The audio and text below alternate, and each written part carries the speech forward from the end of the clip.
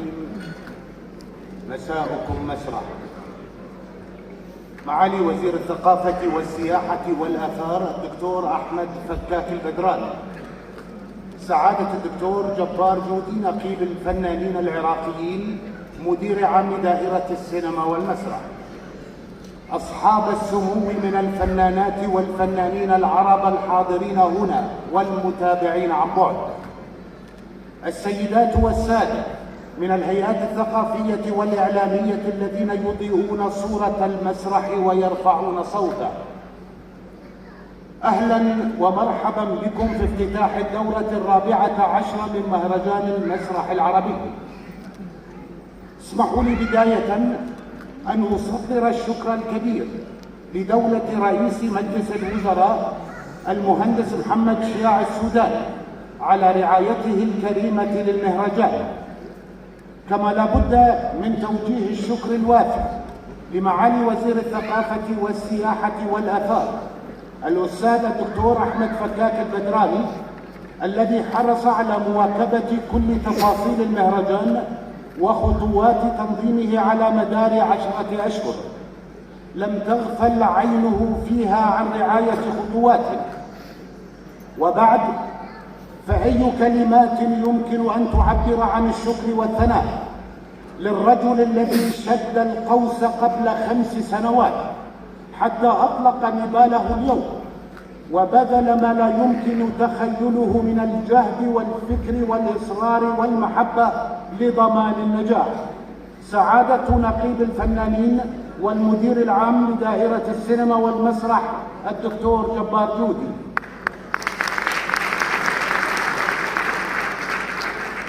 والذي قاد فيلقا من الأبطال الحقيقيين المتواضعين المتفانين، فيلقا عرفناهم مبدعين على خشبات المسارح، واليوم عرفناهم نماذج في البذل والعطاء والانتماء. وهل يكفي المقام لذكرهم؟ فإن بدأنا بأولهم الدكتور علي السوداني فلربما يستمر ذكرهم وذكر أسمائهم وفضائلهم حتى مطلع الفجر. إنهم أبناء العراق، إنهم روح بغداد، وليس للكلام في بغداد أطيب من وصف أبي الطيب المتنبي حين قال: بغداد أنت شفاء العين من رمد، بغداد أنت لقاء الله بالأمم، بغداد أنت دواء القلب من عجز، بغداد أنت هلال الأشهر الحرم.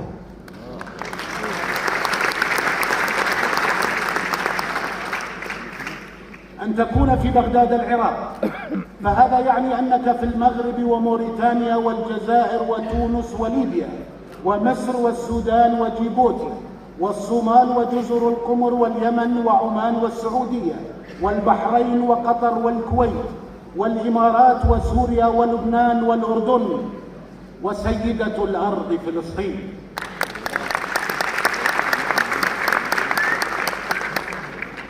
أن تكون في بغداد وعلى صهوة المسرح لكأنك في محراب والروح ترنو إلى حيث أسرى الله سبحانه برسوله محمد الذي أرسله رحمة للعالمين، أسرى به من قبلته الثانية إلى قبلته الأولى، ومن هناك عرج به إلى سدرة المنتهى. هو خيط ناجي، هو حبلنا السري تمشي عليه الروح تسري من أرض أول الحضارة إلى سرة الأرض وسلمنا إلى السماء.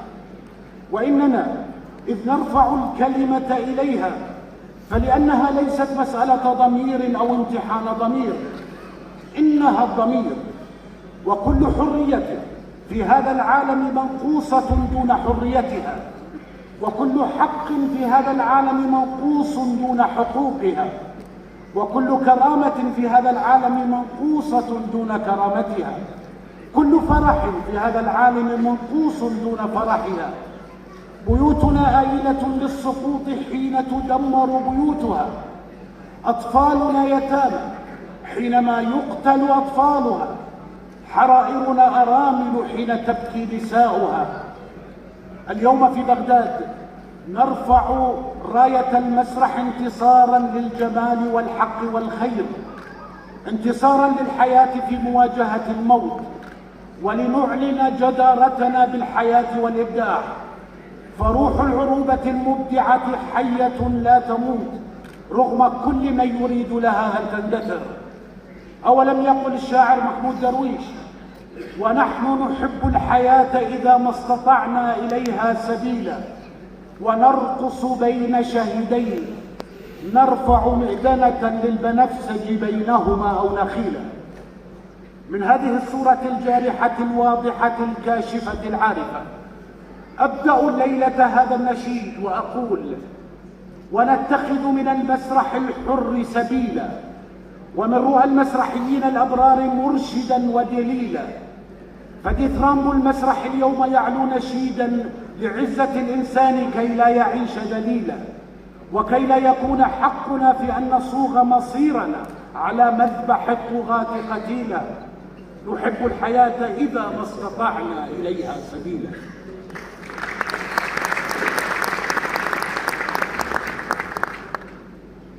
نحن المسرحيون نبتدع حلمنا من قلب جرحنا، نصدقه ونصدقه ونمضي به ومعه حتى النهاية، مؤمنين أمينين على إبقاء شعلة الوعي وقادة.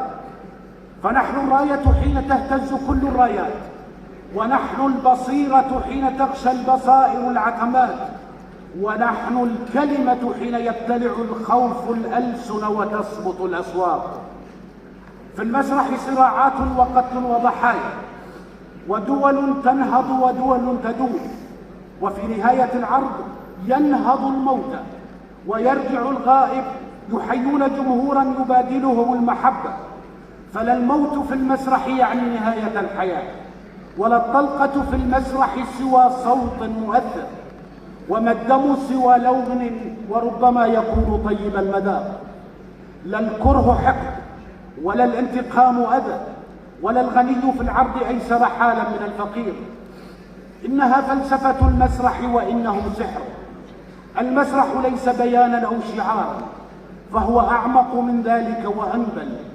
إنه موقف فكري حاضر باستمرار، والمسرحي بار بالحياة. المسرحي حامل مشعل التنوير، على هديه يسير الناس، منهم من يصرخ بالغضب، منهم من يصدح بالغناء، منهم من يرسم، منهم من يقول القصيد. وهنا أتسلح بصرخة السياد حين قال: من يفهم الأرض أن الصغار يضيقون بالحفرة الباردة، أسا موجع أن يموت الصغار. الحق لا يتجزأ بل يتكامل تماما كما هو تاريخنا ومصيرنا. والمسرح ظل على مدار الحقب والفترات وفيا وصامدا. أوليس الإبداع طريقنا لإحداث الفارقة؟ فالمسرح إذن ليس بوصلة فقط، بل هو السالكون والطريق، وهو لا ينتصر للحق والخير والجمال لأننا في لحظة تاريخية معينة كالتي نعيش، بل هو دوما يصنع الوعي الذي يحاكم ما مضى من التاريخ وما نعيش من التاريخ، ويصنع القادم من التاريخ.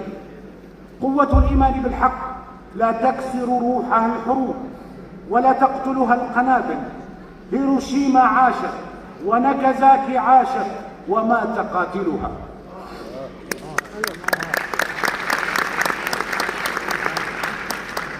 نحن الذين نربي الحمام في أعشاشنا، ونسقي النعناع في حواكيرنا، ونشرب ما يفيض عن حاجته نروي به عطشنا.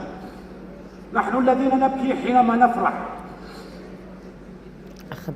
ونكتم الدمع حين تعضنا أنياب الحزن.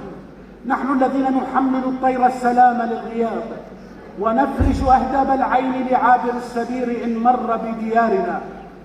نحن الذين يحبون الحياة إذا ما استطاعوا إليها سبيلا.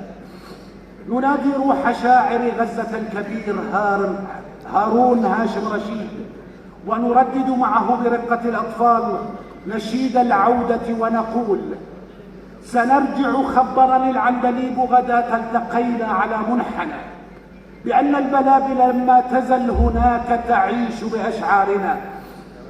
وما زال بين تلال الحنين وناس الحنين مكان لنا.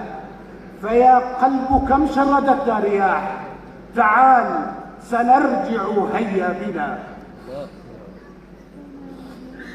إنه الفعل الثقافي، إعلان جدارة بالحياة، والمسرح راية الحق والخير والجمال، فلا تنزلوها ودافعوا بكل ما أوتيتم من الإبداع عن العمل وإشاعة الأمل. إذا أطفأتم أنوار المسرح الذي يرفع راية الحق عشش فيه الخراب، وزحف إلى أركانه وقلوب الناس الظلام، وصار مسرحا للخفافيش ومرتعا لكل دعاة التفاهة. فقوموا إلى مسرحكم، قوموا إلى الدفاع عن الحياة ولا تضلوا الطريق، واستهدوا بالذي أبدع الكون والكائنات، وجعل لكل شيء بداية ونهاية، وجعل لكل أمر أولياء. فكونوا أولياء الخير، أولياء الحق، أولياء المعرفة التي تحفظ هوية الأمة وأركان حضارتها. اسمحوا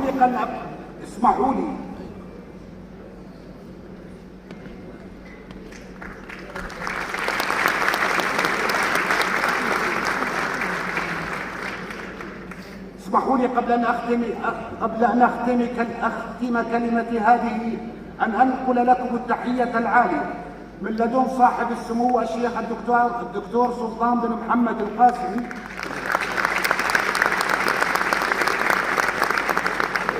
عضو المجلس الأعلى لاتحاد دولة الإمارات العربية المتحدة، حاكم الشارقة، الرئيس الأعلى للهيئة العربية للمسرح، والذي يتابع بكل الاهتمام والدقة مسارات المهرجان وإبداعاتكم الفنية والفكرية، والذي أرفع باسمه وباسم الهيئة لكم التهنئة في اليوم العربي للمسرح الذي يصادف اليوم، والذي نستقبل فيه قامة مسرحية عربية كبيرة لتلقي علينا وعلى الكون رسالتها في هذه المناسبة، الفنانة اللبنانية الكبيرة نضال الأشقر.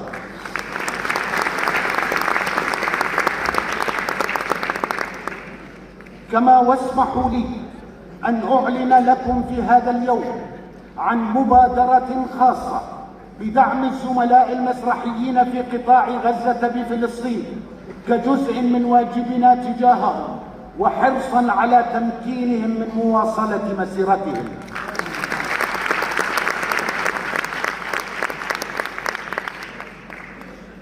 وختاما، هذا وعدنا، وعد المسرح. سينهض الشهداء أحياء على خشبات مسارحنا، سيحيون حيث لا يموتون.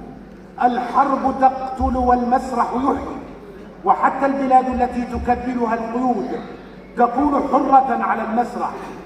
المسرح وعد الغد القادم، والمسرح ساعة الأزمان مجتمعة، ففيه فقط يلتقي الماضي بالحاضر ويحضر المستقبل ليعيش اللحظة.